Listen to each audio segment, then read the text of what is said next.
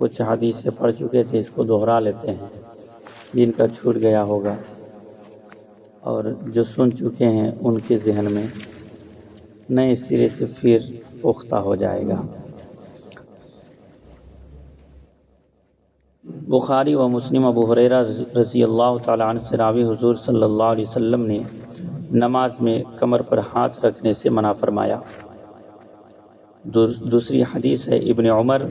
رضی اللہ تعالیٰ عنہما سے مروی ہے، حضور صلی اللہ علیہ وسلم فرماتے ہیں کمر پر نماز میں ہاتھ رکھنا جہنمیوں کی راحت ہے، یعنی یہ اچھی بات نہیں ہے کہ نماز پڑھے اور کمر پر ہاتھ رکھے۔ بخاری و مسلم ابو داؤد و نسائی روایت کرتے ہیں کہ ام المؤمنین صدیقہ رضی اللہ تعالی عنہا فرماتی ہیں میں نے رسول اللہ صلی اللہ علیہ وسلم سے نماز کے اندر ادھر ادھر دیکھنے کے بارے میں سوال کیا، پوچھا، فرمایا یہ اچک لینا ہے کہ بندہ کی نماز میں سے شیطان اچک لے جاتا ہے، یعنی بندے کو نماز سے غافل کر دیتا ہے ادھر ادھر دیکھنے والوں کو۔ امام احمد و ابو داود و نسائی و ابن خزیمہ و حاکم بافادہ تصحیح ابو ذر رضی اللہ تعالیٰ عنہ سے راوی فرماتے ہیں صلی اللہ علیہ وسلم جو بندہ نماز میں ہے اور اللہ کی رحمت خاصہ اس کی طرف متوجہ رہتی ہے جب تک ادھر ادھر نہ دیکھے، جب اس نے اپنا منہ پھیرا تو اس کی رحمت بھی پھر جاتی ہے، یعنی اللہ کی رحمت بھی پھر جاتی ہے بندہ ادھر ادھر تاکتے رہتا ہے تو۔ امام احمد و اسناد حسن ابو یعلا روایت کرتے ہیں کہ ابو ہریرہ رضی اللہ تعالیٰ عنہ کہتے ہیں مجھے میرے خلیل صلی اللہ علیہ وسلم نے 3 باتوں سے منع فرمایا، مرغ کی طرح ٹھونک مارنے اور کتے کی طرح بیٹھنے اور ادھر ادھر لومڑی کی طرح دیکھنے سے، یعنی ان 3 چیزوں سے بچنا چاہیے۔ ٹھونک مارنے کا مطلب یہی ہے کہ گیا سجدے میں اور فوراً اٹھا لیا، ابھی 3 تسبیح بھی نہیں پڑھا ہے اور اٹھ گیا، کچھ لوگ ایسے کرتے ہیں، کتے کی طرح پاؤں ایسے کر کے بیٹھتے ہیں تو وہ بھی منع کیا گیا۔ ادھر ادھر لومڑی کی طرح ادھر ادھر ٹھاک جھانک نہیں کرنا ہے۔ کچھ لوگوں کو دیکھتے ہیں کہ کوئی دیوار میں دیکھ رہا ہوتا ہے، کوئی گھڑی میں دیکھ رہا ہوتا ہے، تو ایسا نہیں کرنا ہے، بلکہ سجدے گاہ میں اپنی نگاہ رکھنی ہے۔ بزار نے جابر بن عبداللہ رضی اللہ تعالی عنہما سے روایت کی کہ فرماتے ہیں صلی اللہ علیہ وسلم جب آدمی نماز کو کھڑا ہوتا ہے اللہ اپنی خاص رحمت کے ساتھ اس کی طرف متوجہ ہوتا ہے، اور جب ادھر ادھر دیکھتا ہے تو فرماتا ہے اے ابن آدم کس کی طرف التفات کرتا ہے۔ ذرا غور کیجئے گا کہ جب بندہ ادھر ادھر دیکھتا ہے تو رب فرماتا ہے اے ابن آدم کس کی طرف التفات کرتا ہے، کیا مجھ سے کوئی بہتر ہے؟ جس کی طرف التفات کرتا ہے یعنی جس کی طرف توجہ جو تو کر رہا ہے، کیا مجھ سے بھی کوئی بہتر ہے؟ رب کہہ رہا ہے۔ پھر جب بندہ دوبارہ التفات کرتا ہے ایسا ہی فرماتا ہے، پھر جب تیسری بار التفات کرتا ہے یعنی تیسری بار جب ادھر ادھر توجہ کرتا ہے، اللہ عز و جل اپنی اس خاص رحمت کو اس سے پھیر لیتا ہے، یعنی 1 مرتبہ میں نہیں بلکہ 1 مرتبہ 2 مرتبہ، تیسری مرتبہ میں اپنی رحمت سے اسے محروم کرتا ہے، لیکن 2 مرتبہ اس کو توجہ دلاتا ہے۔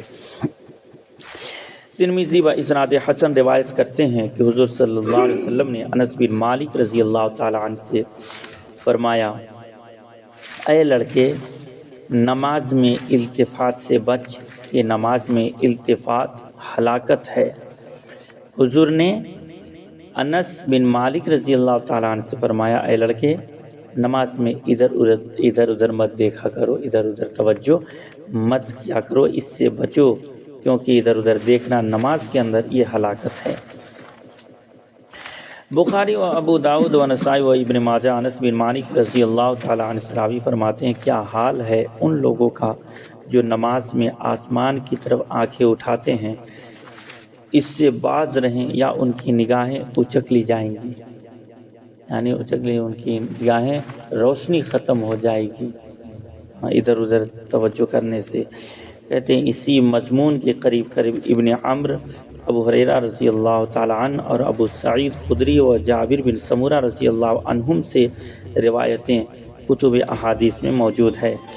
امام احمد و ابو داود و ترمذی بافادہ تحسین و نسائی و ابن ماجہ و ابن حبان و ابن خزیمہ ابو ہریرہ رضی اللہ تعالیٰ عنہ سے روایت کرتے ہیں، فرماتے ہیں صلی اللہ علیہ وسلم، جب کوئی تم میں نماز کو کھڑا ہو تو کنکری نہ چھوئے کہ رحمت اس کے مواجہ میں ہے، یعنی کنکر وغیرہ کو نہ چھوتے رہے، نماز کے اندر توجہ رکھے۔ صحاح ستہ میں یہ حدیث مذکور ہے، حضور صلی اللہ علیہ وسلم فرماتے ہیں کنکری نہ چھو، اور اگر تجھے ناچار کرنا ہی ہے تو ایک بار، یعنی اگر ایسا کرنا ہی ہے تو ایک ہی بار کی گنجائش ہے، دوبارہ کی نہیں۔ صحیح ابن خزیمہ میں مروی ہے، جابر رضی اللہ تعالیٰ عنہ کہتے ہیں، میں نے حضور سے نماز میں کنکری چھونے کا سوال کیا، فرمایا ایک بار، اور اگر تو اس سے بچے تو یہ 100 اٹنیوں سیاہ آنکھ والیوں سے بہتر ہے۔ یعنی اگر چھونا ہی ہے کسی چیز کو ضرورت ہے تو ایک بار، لیکن اگر اس سے بھی بچو تو ان 100 اٹھنی جو کالی کالی آنکھوں والی ہوتی ہے ان سے بھی بہتر ہے تمہارے لیے، کیونکہ اٹھنیوں کی اہمیت عرب والے زیادہ جانتے ہیں کہ ان کے نزدیک اس کی اہمیت کیا ہے، اس لیے بیان کیا گیا۔ مسلم ابو سعید خدری رضی اللہ تعالیٰ عنہ سے راوی فرماتے ہیں صلی اللہ علیہ وسلم، جب نماز میں کسی کو جماحی آئے تو جہاں تک ہو سکے روکے کہ شیطان منہ میں داخل ہو جاتا ہے۔ جماحی سمجھ رہے ہیں؟ ہاں جی، منہ جو وسوسے وغیرہ کو کیا کہتے ہیں، تساہلی کی وجہ سے یا سستی پن کی وجہ سے یہ شیطانی وسوسہ ہوتا ہے تو آدمی منہ پھاڑتا ہے، تو کہہ رہے ہیں ایسا اگر ہو جماحی آئے تو جہاں تک ہو سکے اس کو روکے، کیونکہ شیطان منہ میں داخل ہو جاتا ہے۔